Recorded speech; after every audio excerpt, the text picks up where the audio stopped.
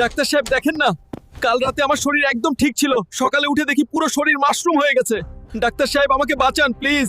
Hulk, তোমার শরীর পুরোপুরি মাশরুম কেমিক্যালে নষ্ট হয়ে গেছে, এটা ঠিক করা সম্ভব না। ডাক্তার সাহেব আপনি এসব কি বলছেন?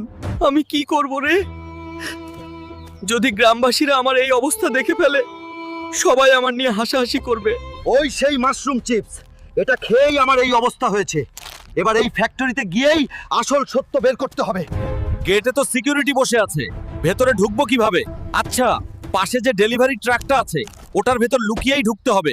শোনো, এই কেমিক্যাল সব চিপসের সাথে মিশিয়ে পুরো গ্রামে ছড়িয়ে দেবে, তারপর আমরা এর ওষুধ বানিয়ে কোটি কোটি টাকা কামাবো। তোরাই আমার এই অবস্থার জন্য দায়ী। এই কে রে তুই? কোনকার ডন যে এখানে এসে ডনগিরি মারাচ্ছিস? দেখলে তো মনে হয় কেউ তোকে বডিতে মিউট দিয়ে দিয়েছে। ভাগ এখানে থেকে। এক তো আমার এই অবস্থা, তার উপর আবার গালাগালি।